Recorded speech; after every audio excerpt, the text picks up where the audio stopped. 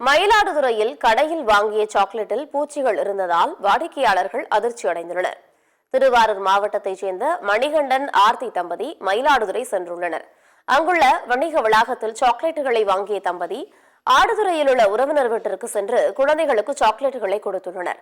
அப்போது சாக்லேட்டில் பூச்சிகள் இருந்ததால் அதிர்ச்சி அடைந்துள்ளனர். இது தொடர்பாக மணிகண்டன் ஆர்த்தி தம்பதி சாக்லேட்டை வாங்கிய கடைக்கு சென்று முறையிட்ட போது அவர்கள் அலட்சியமாக பதிலளித்துள்ளனர். இதையடுத்து அவர்கள் உணவு பாதுகாப்புத்துறை அதிகாரிகளுக்கு தகவல் அளித்தனர். இதையடுத்து சம்பவ இடத்திற்கு விரைந்து வந்த உணவு பாதுகாப்புத்துறை அதிகாரிகள் சாக்லேட்டுகளை கைப்பற்றி விசாரணை மேற்கொண்டுள்ளனர். 5ஆம் தேதி ஷாப்பிங் பண்ணோம். சாக்லேட் வாங்கியிருந்தோம். அதுல ஒரே புழு 2 பேக் வாங்கியிருந்தோம். 2 பேக்குமே ஒரே பூச்சி புழு அதிகமா இருந்தது. வந்து கேட்டா சரியா ரெஸ்பான்ஸ் இல்ல. நாங்க கிடையாது பொறுப்பு, அது கம்பெனி தான் பொறுப்பு அப்படிங்கிறாங்க. ஃபுட் பாய்சன் ஆயிருக்கு, ஒரே வாமிட் இருந்தது. அதுக்கப்புறம் வந்து கேட்டாங்க ரெஸ்பான்ஸ் இல்ல, எதுவுமே கிடையாது. அவங்க சொல்லிட்டு நாங்க பிரிச்சு பாக்குறோம். இன்னொரு பாக்கெட்டை பிரிச்சு பார்த்த உடனே ஒரே பூச்சி, இங்க கொண்டு கேட்டா மேலே விழுந்திருக்கும் பூச்சி அப்படிங்கிறாங்க. அவங்க இங்க மயிலாடுதுறை ஷாப்பிங் பண்ணும்போது குறிஞ்சி மெட்ரோன்னு மயிலாடுதுறை உள்ள கடையில சாக்லேட் பாக்கெட் இன்னும் மற்ற ஜாமான் வாங்கிட்டாங்க. அந்த 2 பாக்கெட் சாக்லேட் வாங்கி ஒண்ணு எங்க அம்மா வீட்டுக்கு கொடுத்துட்டு ஒண்ணு அவங்க வீட்டுக்கு எடுத்துட்டாங்க.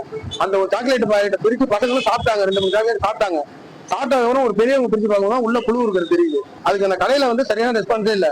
நாங்க சாக்லேட் தயார் பண்ணலாம், நாங்க வாங்கி தான் விற்கிறோம், நீங்க அந்த சாக்லேட் கம்பெனில தான் போய் சேர்க்கணும், எங்கள்கிட்ட இதெல்லாம் நீங்க சொல்லி நாங்க என்ன பண்றது, நாங்க வாங்கி விற்கிறோங்கிறாங்க. சரியான ரெஸ்பான்ஸ் கொடுக்க மாட்டாங்க.